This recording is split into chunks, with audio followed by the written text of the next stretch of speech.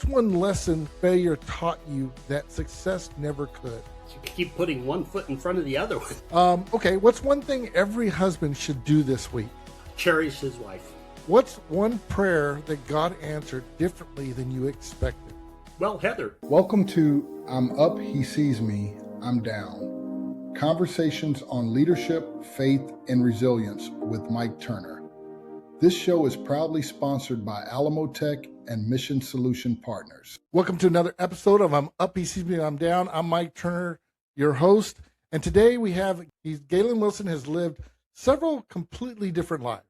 He has been a farmer, a stockbroker, an entrepreneur, traveling computer consultant, field service technician, recovering alcoholic, heart transplant recipient, relationship coach, and author. Rather than following these setbacks to define him, each became another opportunity to rebuild the greater purpose. Following his heart transplant in 2018, Gaylen devoted his life to understanding why some couples grow stronger through unimaginable hardship, while others slowly drift apart. Years of serving men struggling with erectile dysfunction revealed that the deeper crisis wasn't physical. It was emotional isolation, shame, and a loss of connection. Together with his wife, Heather, he developed the Monument Method, centered around one core principle: protect the relationship before protecting your ego. Welcome to the show, Gaylen. So glad to have you on here. You made me tired just listening to that. Well, I think it's important to get those accolades out of the way, because sometimes they really don't resonate when we have the conversation. And I think it's important for my audience and yours to really understand where you're coming from, because a 45-minute podcast doesn't really get it there, but, a lifetime of experience. Yeah. But I'm so glad to have you on here. Yeah, it's my pleasure to be here, Mike. I'm so honored. Thank you. All right, well, let's just break right into it. So let's talk a little bit about the life that kept getting rewritten. So your bio says your life hasn't been one comeback. It has been a series of forced reinventions. What do you mean by that? Well, first of all, I got married at 20, had 4 kids by the time I was 26. So yeah, sounds like me. We were quite busy. And I started farming at 23. And so I was making better money than the average 20-something-year-old in right. Southeast Colorado. And so I was also very driven. At one point in my late 20s, I was farming 2 different, a dryland farm, an irrigated farm, had a implement sharpening business, a roofing business, and taking 17 credit hours at the local community college. Needless to say, you were a busy man. Busy man. And, but unfortunately, 2 of my last 3 years were drought years where I didn't get a crop at all. And so that was kind of the end of the farming. I had ended up filing farm bankruptcy. And being the driven perfectionist type guy I was, even though that wasn't my fault, I internalized it as my fault. And so I didn't have any tools in my psychological toolbox to deal with this at all. And so I just did what the good old Colorado cowboy does and stuffed it. Of course.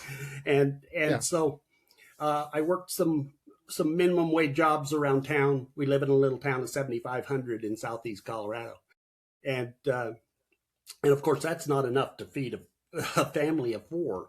And so I eventually decided I was going to go to the big city and make my fortune. And so I went up and got a job as a stockbroker.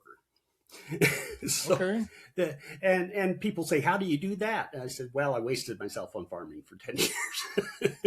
But actually, farmers are not given enough credit for how much business they have to know. And so anyway, I actually did really well at that. Those New Yorkers loved my laid back Southeast Colorado attitude and accent. And so I ended up walking into work one morning in mid-January of 1990, one Monday morning, and I'd been selling a little dental HMO to all my clients. Their financials looked amazing. I even had $3,000 of my mother's money in it. So walked in there, they'd been lying on their financials. overstated the receivables by millions of dollars, and they filed Chapter 7. Stock up in smoke. So none of my clients would talk to me. My mother barely would talk to me. Yeah.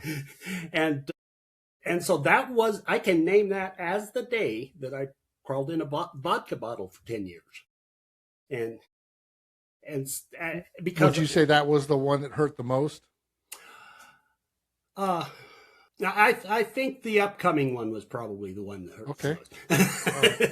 That one was definitely the one. Again, I didn't have any tools with to get to deal with any of the emotional things, and again, it was out of my control. But I internalized it as my fault that I had lost all these people their money, and so I was a really high functioning drunk. I could keep jobs for the first 8 years or so, but then as it got worse, I started losing jobs and things got ugly before I finally ended up in rehab in 1999, 2000, somewhere in there. And so I actually got some tools to deal with it. And so I was to the point where I was staying sober for like 6 months at a time, and then I'd have a weekend binge. And so as in my journey to get sober, and so I got a job as a traveling computer consultant with a software company, and made the most money I'd ever made in my life. And that was in January 2001. I got that job. Well, we know the planes fly into the building in September. That whole career goes down in ashes with those. And because I had finally relaxed and said I'd made it. Got a good income. Things are going good. You know. And then another external disaster. And so between the alcoholism and the repeated disasters, that finally, my kids were all grown by that time.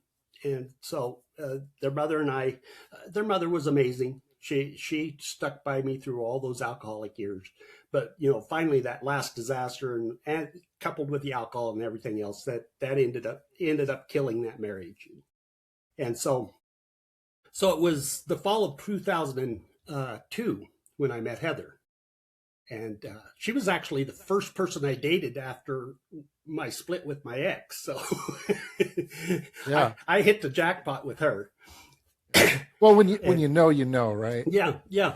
Well, we had been I had been studying tantric sex, you know, and one of the tenets of tantric sex is eye gazing, where you make deep connections with eye gazing.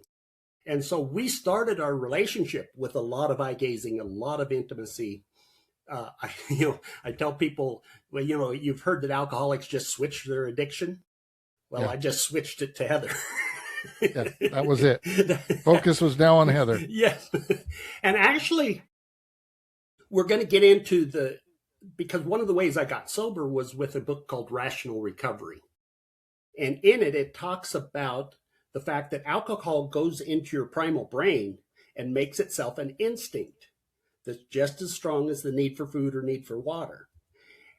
And so whenever you try to get sober, you pull yourself away from the alcohol, your little guy, your lizard brain starts going, "You're going to die, boy."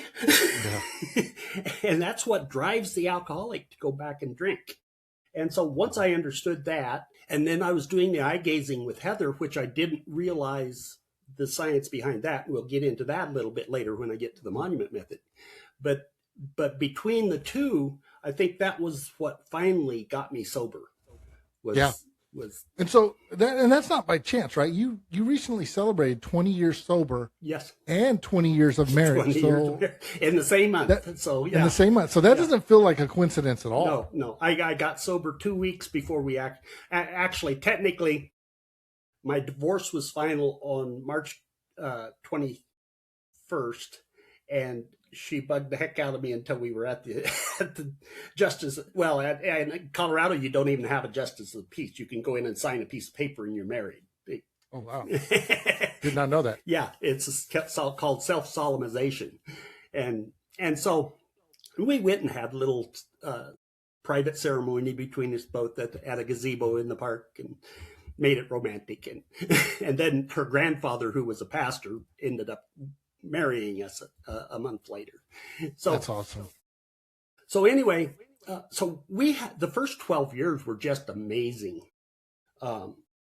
because we were intimate off it. We were connecting deeply.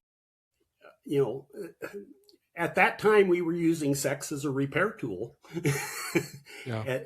You know, whenever we would fight, we'd go have makeup sex. Right.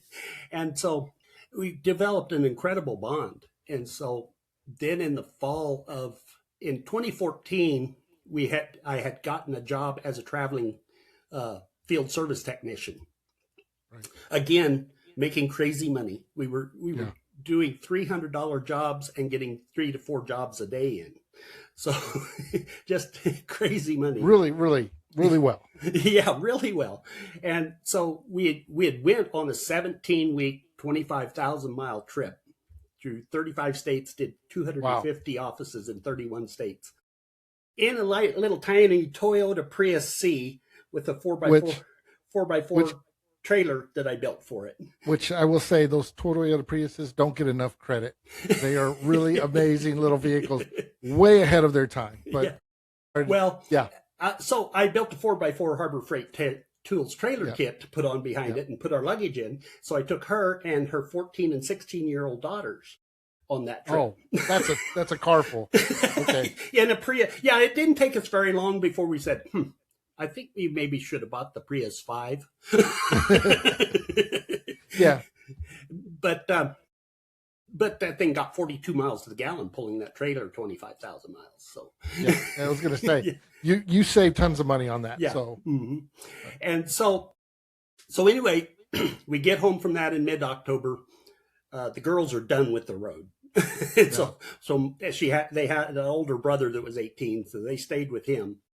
And so we went back out for 2 or 3 weeks in November and December, and then we got home for Christmas because the Farm Service Agency offices just basically kind of shut down during Christmas time. Right. So I got really sick, and so I went to the doctor, and again, we live in a little town of 7,500, so it's hard getting good health care here. And the physician's assistant says, "Oh, Gaylen, you've got pneumonia. Here's some antibiotics." And sent me on my way. Well, I found out he should have done a chest x-ray, that you never diagnose a pneumonia without a chest x-ray. And so had he done that, I would have likely never had to have a heart transplant. But so we get into January, we had another 3.5 month trip planned, which we had bought a motorhome for this time. And so, and I had bought an oxygen generator and thrown it in the car, and so, or thrown it in the motorhome because I was still having troubles breathing at night. And so as we went, I just got weaker and weaker and weaker until 6 weeks into the trip, I had a little 10-pound bag of tools that I'd have to carry in and set on the counter and suck air for a couple minutes before I could tell them why I was there. And, just in the 30 yards from the motorhome into the offices. And so President's Day happened, FSA offices closed. So I said, let's find a walk-in clinic and see if the pneumonia is coming back. And so I went in, and they did send me for the chest x-ray. And they called me back that afternoon and said, Mr. Wilson, you don't have pneumonia. You've got congestive heart failure. You need to get home to Colorado today. And so my type A driven personality in denial said, okay, we've got 6 more weeks on this trip. We're making $900, $1,200 a day. We'll finish the 6 weeks and then we'll get it taken care of. I can get through this, right? Yeah, I could do it. But two jobs into the next day, the realization, Gaylen, you've got a heart issue. Right. It hit me. And so I said, okay, we got to go home. And poor Heather, she's from a town of 300 in Colorado, southeast Colorado. So she doesn't do city traffic. Well, she had to drive that motorhome 1,000 miles back home with me just mostly laying back in the bed with the oxygen generator on, just sicker than a dog. Just trying trying to get any level of O2 in your body Exactly. at all. Yeah. Yeah, and we did have a really long cord on it. So she made me drag it up and sit beside her as she went through San Antonio. Yeah. Well, interesting enough, we all need a little bit of encouragement to get through San Antonio, knowing, I mean, the driving there is, well, needless to say, you need help. So yeah, it's not as bad as LA, but it's pretty close. Yeah, I agree with that. So anyway, we get home to our little town in southeast Colorado and go into our little triage hospital.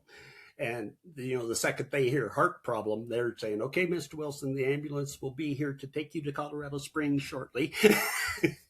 And Okay. So they get me up to the Springs into the ER, and they did the tests. And a normal, healthy adult heart puts out 50 to 60% out of the left chamber every time it beats. They call that the ejection fraction. Mine was at 5. So I was knocking on death's door really hard. Yeah, you're pretty much there. Yeah. And so they gave me a medicine called Lasix. It's a diuretic. And they took off 22 pounds of water weight from me in 2 days. That water had all been around my heart and lungs. That's like 3 gallons. All that fluid of water. And so the doctor was explaining it to me, and I said, so in other words, my heart and lungs got in a barroom brawl in a pool. He said, yeah, pretty much. Yeah. And so they put an internal defibrillator pacemaker in me, and of course gave me the heart meds. And by summer, they had me back up to about 30% EF. We were still able to be intimate a couple of times a week at that point. Nothing like before. But then my heart started going into AFib the next year, where the top part doesn't beat in synchrony with the bottom part. And so when your heart's weak and it doesn't beat properly, you're a sick man really quickly. Yeah. And so I ended up having to get cardioverted probably a half a dozen times over the next couple of years. And so poor Heather had to watch me dying slowly in front of her eyes for a total of 3.5 years.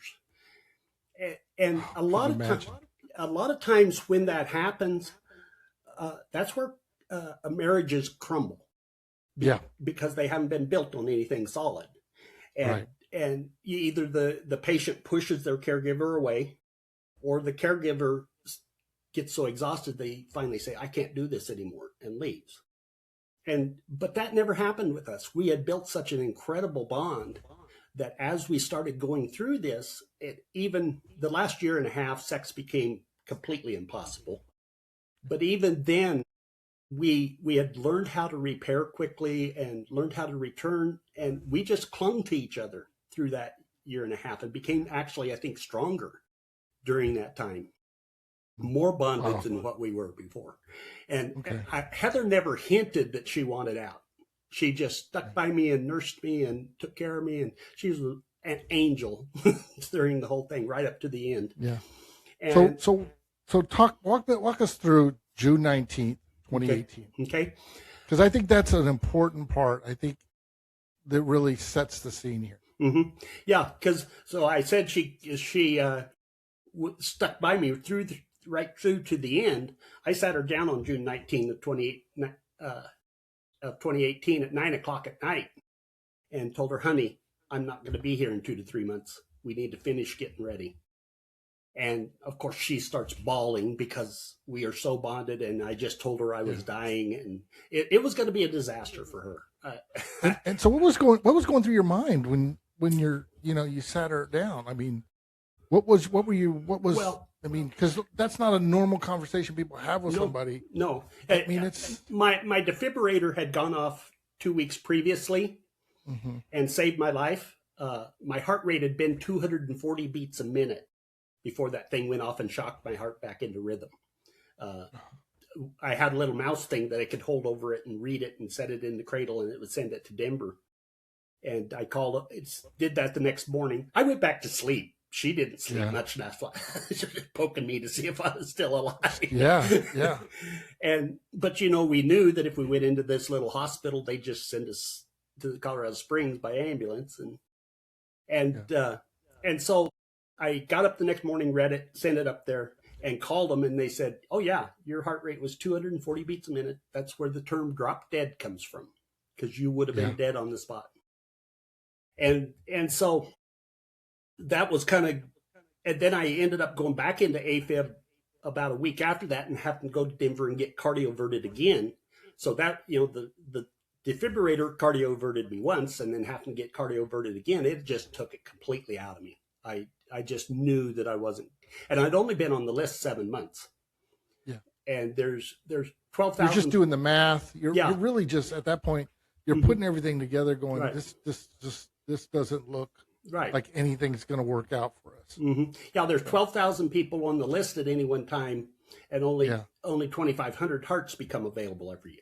So the handwriting's on the wall that a lot of people die before their heart ever gets available. So we had been in denial a lot, clinging to each other, hoping to get the transplant, but the reality had hit me at least, that it was time for, because we had been avoiding making those final decisions.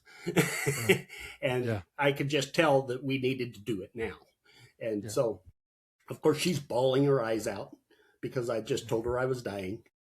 A half an hour after I told her that, we got the call there was a heart available.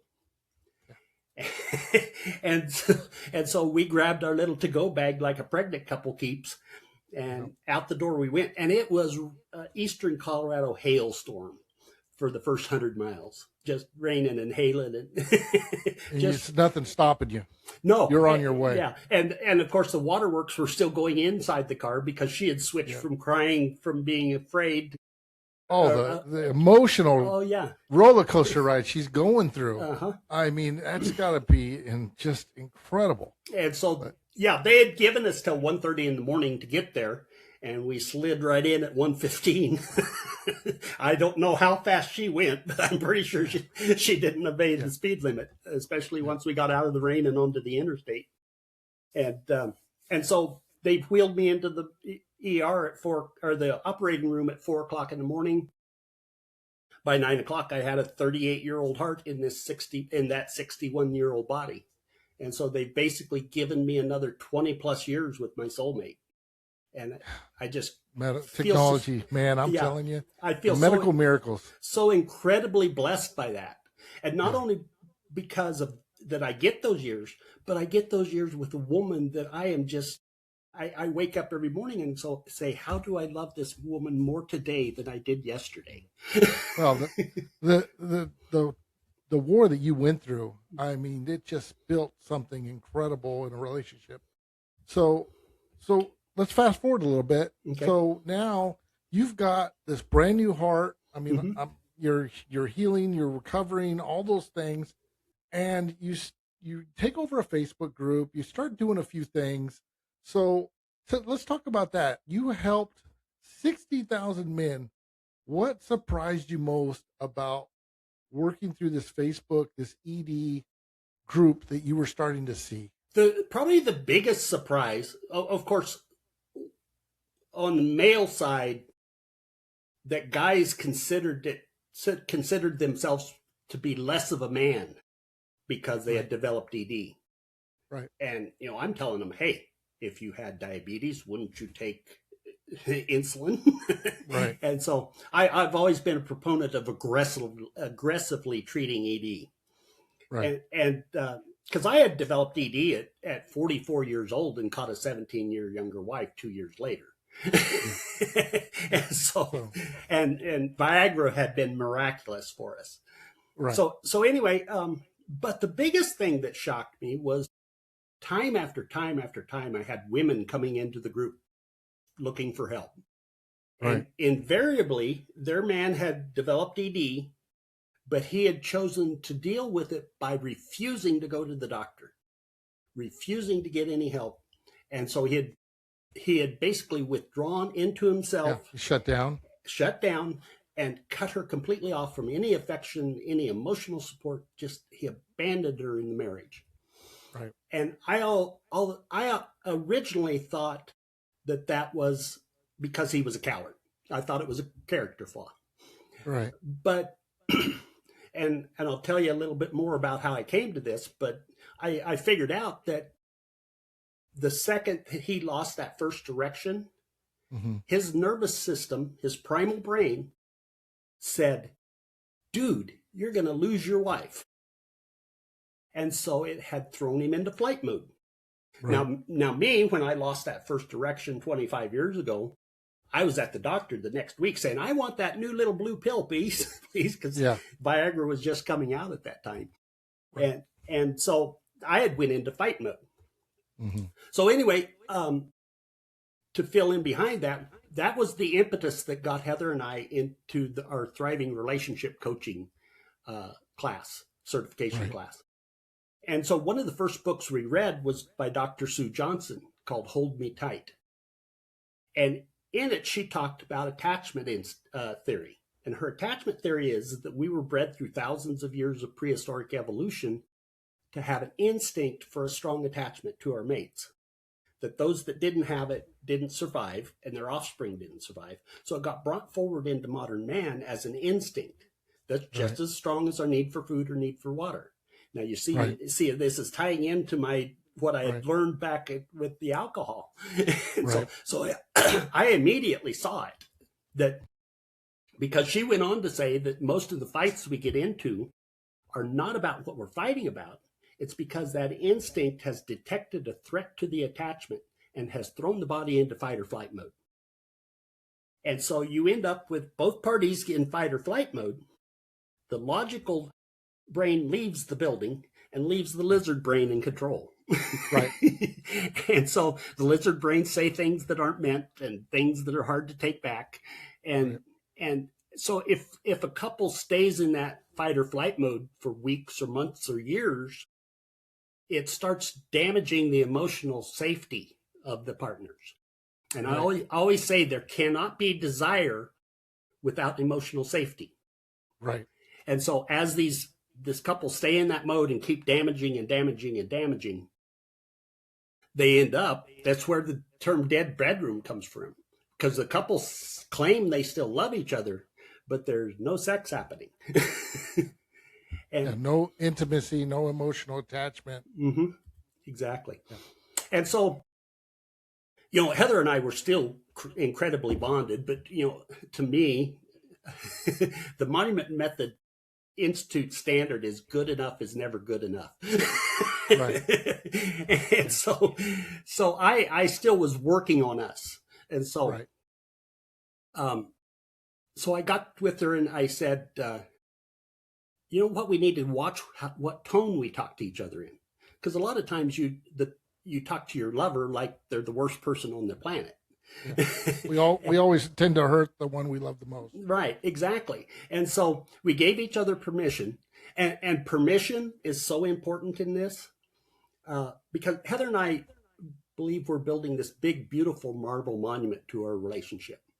Right. And each kind word or loving gesture, or especially when you make love with presence, you're building onto your monument. Right. But every cruel word or cold shoulder or fight you get into is like taking a hammer and chisel to your monument. So we decided we needed to fiercely protect our monument. That's the motto, is fiercely protect the monument. Right. And you need to make the monument more important than your ego, more important than winning a marital fight, because nobody wins them anyway. And so we started we gave each other permission to start calling each other out. Honey, did you really need to say that way? Yeah. And so that helped some, but we were still getting into the fights. There's a generation between us. And yeah. So you're stumbling through this, and then you come up with this sacred word. So and you and Heather so talk about that. Okay. So I decided, I got to thinking, how do we keep ourselves from getting into fight or flight? Because we were still doing it, even though we were trying to watch what we were saying to each other. Mm-hmm. And that's where the sacred word came up. I said, hey, let's give each other a sacred word. And ours is monument. And so whenever either one of us sees the other one heading towards the monument with the hammer and chisel, in other words, when call it out, when we've said something that's going to start a fight, the other one, instead of engaging, says monument. And so that does two things. First of all, it it reminds us that our monument is more important than the fight we're getting ready to get into. And second of all, because we've considered it sacred because it is the end of the fight. We agree ahead beforehand. If either one of us calls monument, the fight stops right there. No matter how mad we are, it stops. Right. And that's a conscious choice that you make. And that's a difficult ask. It is. But as you'll see in this a little bit, the reward is amazing. Because once one of us calls monument, we don't separate and calm down. Because if you separate and calm down, you come back together, boom, you're right back at it. Right. Yeah. You still have that there. It hasn't been resolved. Yeah. You're still in fight or flight. And so what we discovered to keep ourselves out of fight or flight was then, instead of separating, we turn towards each other, come together, embrace each other's arms, and gaze lovingly into each other's eyes and patch that little spot on the monument that we just chipped out. And so the science behind that is that when you gaze into your lover's eyes, it goes into that primal brain and says, your attachment is safe. You can stand down. And so that's what happens is you're especially if once you start practicing it, and it does take practice because we seem to be wired to fight. Yeah. And so for sure. It takes practice. And you know, we've been doing it for over 2 years now, and we're still not perfect at it. But even the fights that you used to be mad at each other for a day and a half for are now over in 5 minutes. One of us is coming back to the other one and calling monument and repairing. And so conscious effort, definitely. Right. And it's great that you got that whole framework built and stuff. And it just seems like it's going to evolve more and it's going to grow and just really, you don't get to 20 years of marriage by just stumbling through it. No, no. And that's it. It turns you from being enemies when you're in fight or flight. It turns you into being a team against the lizard brains. And I've never heard of that term before until I met you, but boy, does that really resonate. Because I feel like sometimes when you're having that difficult an argument, let's just call it an argument or whatever, and you say the meanest thing, you want to retract it right away, and you're like, where did that come from? Because that's not me, and it only makes sense. It comes from this drunken lizard. But blame it on the lizard. Yeah, absolutely. So anyway, again, once you start practicing this, all of a sudden your nervous systems start getting healed from all that damage that's been done over the years. And so your nervous systems start feeling safer and safer and safer with each other. Well, remember when I said there's no desire without nervous system safety? Right. All of a sudden, you're feeling incredibly safe with your partner again. You know that partner's not going to go into lizard brain and call you something. Right. And so your nervous system starts feeling safe with each other, so desire can blossom. And so, it's incredibly simple. I don't know why the Gottmans and Johnsons of the world didn't think of this a long time ago. Because I'm not no mental giant, but I think everything that's happened in my life led to this one moment that I was able to come up with this. And no, absolutely. When you look back at it and you go, man, I did this, I did that, I had this happen in my life. Every single one of those is a skill that you learned, a gift that you were given, a tool in your tool belt, you name it. It was put there for you for this very moment. And I truly believe that, Gaylen. I really do. Your story tells it that way. You can't see it, but God was instrumental in everything he did along the way for you at this very moment. So it's amazing. It is really amazing. We reached that part of that show where I like to throw a couple rapid fire questions at you. So let's just go through these. I think these are always great because it really helps the guests understand, some of these key insights into my guests' minds. Okay. So what's one lesson failure taught you that success never could? Well, keep putting one foot in front of the other one. I never Persistence. I never sat down to say, okay, I got to rebuild. I just did what the next thing in front of me was. Right. And I think to that too, you never conceded. Like you never said, I'm not worthy enough to be a stockbroker. I'm not worthy enough to be a computer consultant or any of those things. You're like, this is the opportunity that was given to me. I'm going to take it and go, which is really impressive. Well, and that's it. I prided myself on being a lifelong learner. Yes. And exactly. And I still pride myself on that. I'm still learning things. I mean, this podcast journey has been another episode of that. Quite a roller coaster ride for me. Yeah, absolutely. Okay. What's one thing every husband should do this week? Cherish his wife. Cherish his wife. The number one thing that a woman needs to feel happy in a relationship is to feel cherished. She doesn't need sexual satisfaction. She doesn't, she does need that, but and doing the housework is good, but the number one thing is being cherished. Yeah. On the converse of that, the number one thing that a man needs in a relationship is to feel respected. And there's nothing that will kill a relationship faster than a disrespectful woman. Yeah. So what does resilience mean to you today? Well, again, putting one foot in front of the other one and doing what the next thing in front of you is, and never giving up. And I can't say that I never gave up during the last 40 years of my life. There were times that I just, I went through a period of depression that I was on antidepressants, and the doctor had me on antidepressants while I was drinking a depressant. You're just, well, I mean, no one can fathom what that looks like unless you've been through it. So what's one prayer that God answered differently than you expected? Well, Heather, I really never expected to hit the lottery like I did with Heather. I mean, you're just coming right off of a failed marriage.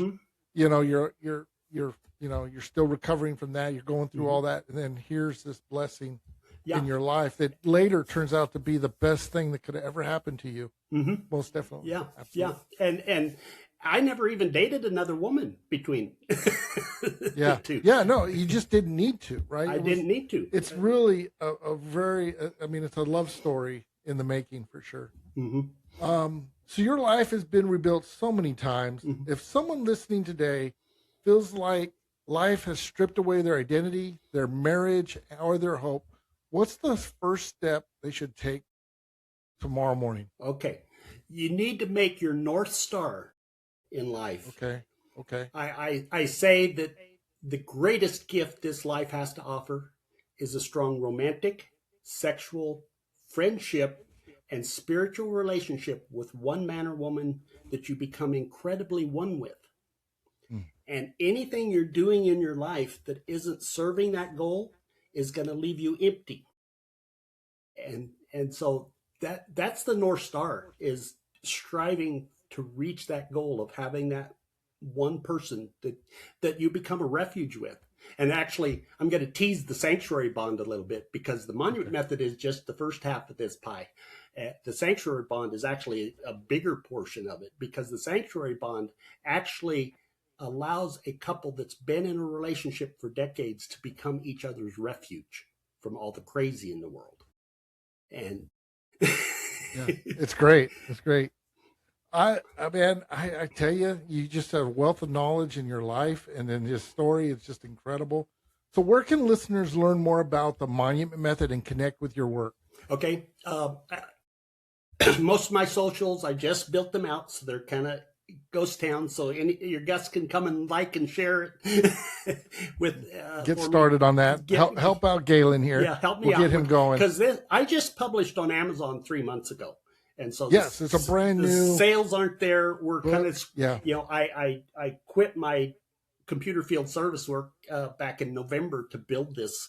And so things are getting rather tight financially. So, so help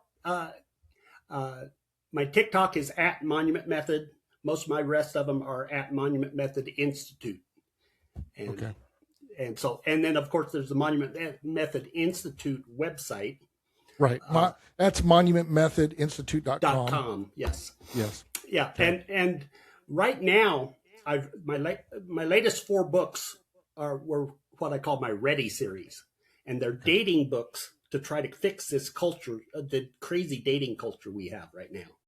And yeah, I could never go to that. That's not for me. Tell you right now, dating is not for me. Yeah. So. Yeah. Oh, yeah. And that's one of the reasons I felt such a passion about it, is because I saw how much pain these people are in, because they're building on chemistry rather than a structure. Yeah.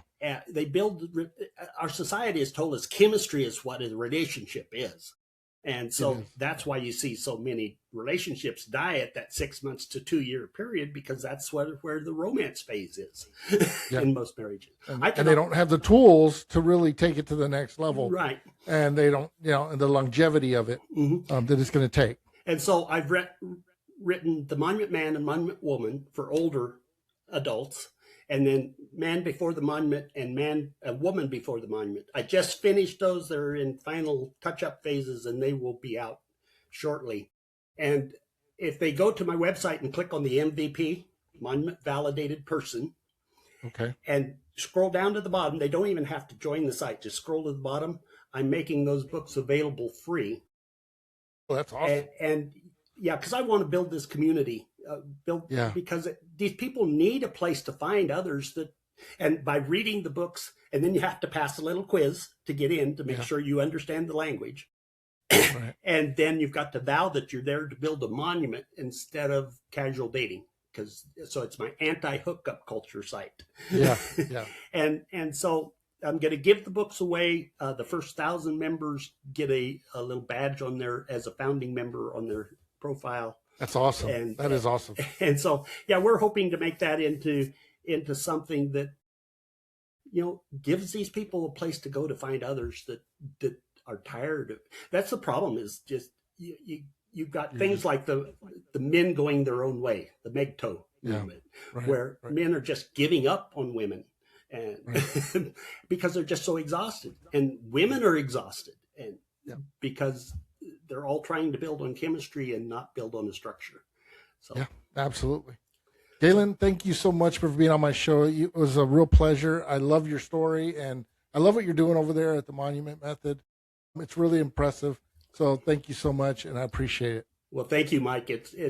Like I say, it's been an honor to be here. Absolutely. For my guests, please share. If you thought this was a great episode, share it with others. Let's get it out there. Let's help Gaylen continue this movement. Let's save millions of marriages. Let's do that. Let's save millions of marriages. And make millions more monumental. Yes, absolutely. And thanks again, Gaylen. Fiercely protect your monument. And fiercely protect your monument. Absolutely. Thanks again for being on my show. Appreciate it. Thank you, Mike. Thanks for listening to I'm Up, He Sees Me, I'm Down. Follow the show for more conversations on leadership, faith, and resilience. Sponsored by Alamo Tech and Mission Solution Partners.